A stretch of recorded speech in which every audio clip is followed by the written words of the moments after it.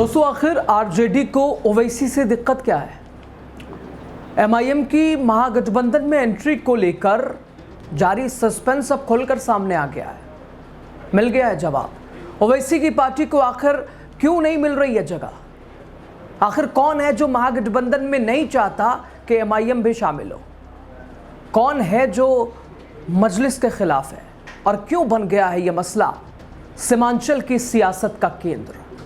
पूरी खबर आपको बताएंगे, अंत तक बने रहिए आप। उससे पहले आपको नमस्ते। आपने देखना शुरू कर दिया है द राजनीति बिहार का विशेष सेगमेंट खबर और विश्लेषण। मैं हूं आपके साथ यासूब रजा। दोस्तों, बिहार विधानसभा चुनाव की सरगर्मियां तेज हो गई हैं। लगातार आरोप प्रत्यारोप, एक दूसरे पर हमले, जुबानी जंग, तीखे लहजे, अपने वादे अपने दावे लगातार दिखाई दे रहे हैं। और इस बीच असदुद्दीन ओवैसी की पार्टी एमआईएम इस बार महागठबंधन के साथ मिलकर चुनाव लड़ने की इच्छुक थी, चुनाव लड़ना चाहती थी, खुलकर चाहती थी कि बीजेपी और एनडीए के खिलाफ लड़े। लेकिन तमाम कोशिशों के बावजूद आखिर महागठबंधन में जगह क्यों नहीं मिल पाई? आखिर राहुल तेजस्वी का ओवैसी को साथ क्यों नहीं मिल पाया? महागठबंधन ने उसके लिए अपने दरवाजे क्यों नहीं खोले? आखिर महागठबंधन में कौन है जो ओवैसी की पार्टी को शामिल नहीं करना चाह रहा है? वो कौन है जो रुकावट बन रहा है? दोस्तों, कई दिनों से ये खबर लगातार चर्चाओं के घेरे में है कि एमआईएम शामिल होगी महागठबंधन में, मिलकर चुनाव लड़ेगी। वो लगातार पत्रों के जरिए एक तरह से अपील करना, कभी सड़कों पे उतर के लगातार ढोल नगाड़ों के साथ ये बात रखना कि मुझे भी शामिल किया जाए। एक तरफ ये एंगल, दूसरी तरफ बीजेपी बी टीम का एंगल। लेकिन अब ये तमाम सवाल का जवाब मिल चुका है। बात सामने आ चुकी है कि आखिर कौन है जो नहीं चाहता है कि एमआईएम महागठबंधन में शामिल हो। ओवैसी बिहार में एनडीए के खिलाफ महागठबंधन के साथ लड़े। आखिर वो कौन है जो नहीं चाहता कि असदुद्दीन ओवैसी इधर नहीं आए? इस सवाल का दोस्तों जवाब मिल चुका है। दोस्तों, बिहार विधानसभा चुनावों की सरगर्मियां तेज हैं। हर पार्टी अपने अपने समीकरणों को साधने में लगी है, जुटी है, डटी है। और एमआईएम भी इस बार राहें अपनी लगातार बनाती हुई दिखाई दे रही है। जो राहें कांटों से भरी थी उसे वो फूलों की तरह बनाना चाहती है। राहें अलग चल रही है असदुद्दीन ओवैसी की पार्टी। एमआईएम के प्रदेश अध्यक्ष और विधायक अख्तरुल ईमान ने सब कुछ से पर्दा हटा दिया है, बिल्कुल साफ कर दिया है कि आखिर महागठबंधन में वो क्यों होना चाहते थे शामिल, महागठबंधन में शामिल होकर संदेश क्या देना चाहते थे और उनके शामिल होने से उन्हें क्या फ़ायदा होता, महागठबंधन को कितनी मजबूती मिलती। लेकिन इसके ऊपर तो प्रश्न चिन्ह लग गया। लेकिन अब यह स्पष्ट हो गया कि आखिर वो कौन है जो नहीं चाहता कि एमआईएम भी इस घटक दल में शामिल हो। दोस्तों, किशनगंज के लहड़ा चौक मैदान में जनता को संबोधित करते हुए अख्तरुल ईमान ने साफ कह दिया कि हमें बैसाखी की जरूरत नहीं है। अब अगर सेकुलर वोट बटे तो उसकी जिम्मेदारी सिर्फ एक ही दल पे होगी, एक ही व्यक्ति पे होगी। ये खुलकर अब अख्तरुल ईमान ने कर दिया है। हाँ, आप सोच रहे होंगे आखिर वो कौन है जो नहीं चाहता कि असदुद्दीन ओवैसी की पार्टी एमआईएम बिहार में महागठबंधन के साथ लड़े? तो इसका सीधा जवाब लालू प्रसाद यादव और लालू प्रसाद यादव की पार्टी आरजेडी, जिससे लगातार मनाने की कोशिश एमआईएम करती रही है। और बिल्कुल साफ कर दिया अख्तरुल ईमान ने कि ये राजद, आरजेडी और लालू प्रसाद यादव, तेजस्वी यादव यही नहीं चाहते कि हम इस दल में शामिल हों, हम इस घटक दल में शामिल हों। बीजेपी एनडीए को चुनौती दे, मोदी शाह को चुनौती दे, चेतावनी दे। वो कहते हैं कि तेजस्वी यादव को सरदारी पसंद है लेकिन साझेदारी नहीं पसंद है। महागठबंधन में हमें शामिल करने से परहेज सिर्फ और सिर्फ आरजेडी को है, सिर्फ और सिर्फ लालू प्रसाद यादव को है। और कोई नहीं चाहता कि हम दूर रहें। यही चाहते हैं क्योंकि इनका वोट यही है। जो वोट हमारा है वो इनका वोट इधर से उधर हो जाएगा और इसीलिए ये नहीं चाहते कि हम इसमें शामिल हों। उन्होंने साफ कर दिया है कि एमआईएम ने बिल्कुल क्लियर कट में कह दिया है कि महागठबंधन में आरजेडी सबसे बड़ा रोड़ा बन रही है और अगर इसका फायदा एनडीए को होता है तो जिम्मेदार आरजेडी होगी। दोस्तों, अपने ऊपर लगे वो तमाम आरोप बी टीम वाला कि आप जहां जाते हैं बीजेपी को फायदा होता है, क्या उसे हटाने की कोशिश थी एमआईएम की? आखिर एमआईएम शामिल क्यों? खैर बहरहाल चूंकि ये सवाल है कि अब तो खैर शामिल नहीं किया गया, लेकिन शामिल होना क्यों चाहती थी? क्योंकि जब राजनीति अपनी है, समीकरण अपने हैं, वोट बैंक अपना है, बात अपनों की है, आखिर इधर आके क्या संदेश देना था एमआईएम को? एक बड़ा तबका कह रहा था कि शायद वो जो धब्बा लगा है उस धब्बे को, चूंकि इन्हें भी पता था कि जगह तो मिल ही नहीं है, मौका है वो धब्बा हटाने का।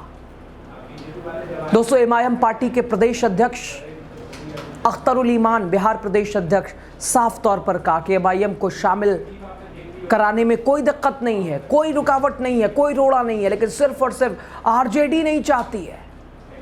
दोस्तों, जब आरजेडी नहीं चाहती है तो पत्र भी आरजेडी को लिखा गया।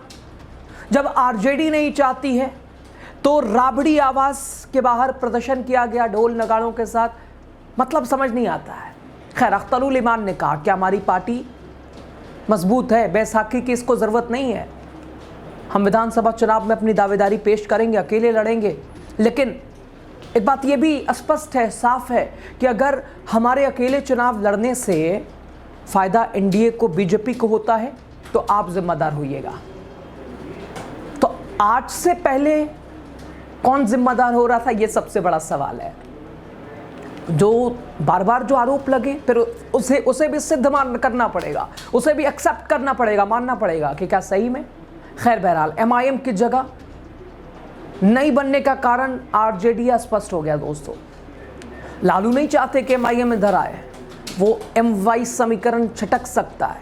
तेजस्वी यादव को सरदारी पसंद है, ये कह रहे हैं अख्तरुल ईमान। मजलिस की भलाई नहीं, उन्होंने चेतावनी दिया कि अगर सेकुलर वोटों का बिखराव होगा तो इसकी जिम्मेदारी लालू प्रसाद यादव, तेजस्वी यादव को होगी, क्योंकि जिन्हें सिर्फ हिस्सेदारी पसंद है, साझेदारी और भागीदारी नहीं पसंद है। और इस दौरान आरजेडी को बड़ा एक झटका भी लगा जब पार्टी के पूर्व जिला अध्यक्ष सरवर आलम ने एमआईएम का दामन थाम लिया। लेकिन ये झटका उस झटके से तो छोटा ही होगा जो कि पिछले चुनाव में लड़े थे एमआईएम के नाम पे, लेकिन जीतते ही चुनाव निकल गए 4 विधायक राजद की ओर।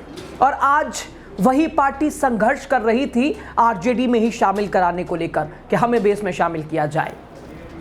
खैर दोस्तों, ये एमआईएम की रणनीति का हिस्सा एक तरह से माना जा सकता है, लेकिन सीमांचल में मजबूती की क्या ये तैयारी है? सीमांचल में कौन मजबूत है?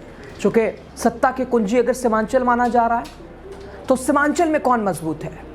अब ये तो साफ है कि एमआईएम अलग चुनाव लड़ेगी, अपने रास्ते पे है।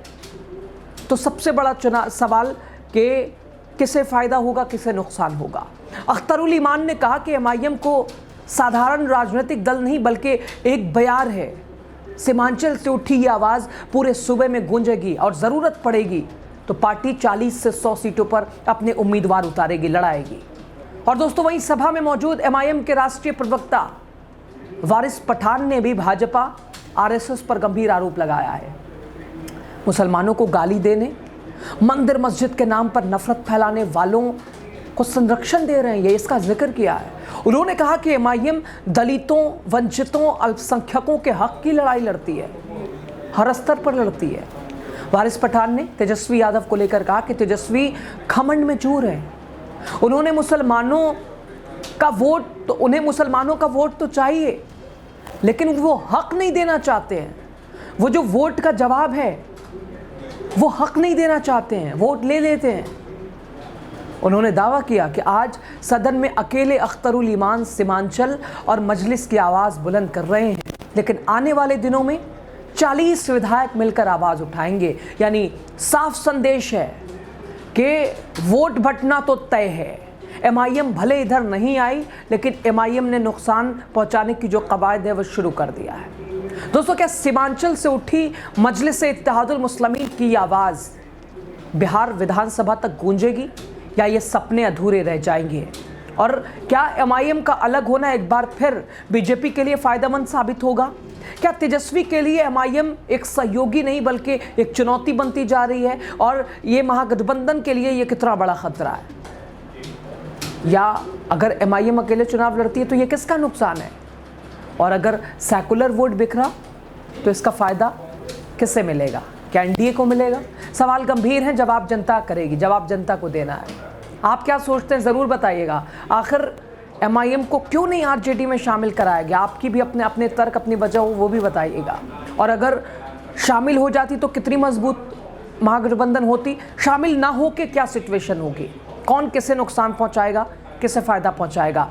MIM का अलग होना NDA के लिए फ़ायदेमंद होगा क्या? इंडिया गठबंधन के लिए चुनौती होगा? खबर पे आपकी राय बहुत ज़रूरी है। आप सभी का बहुत शुक्रिया। खबर को शेयर कीजिएगा, चैनल को सब्सक्राइब कीजिएगा। तो राजनीति बिहार को आप शेयर कीजिए और हर खबर आप तक हम पहुंचा रहे हैं चुनाव से जुड़ी, न पक्ष न विपक्ष के मापदंड के साथ। बहुत शुक्रिया आपका।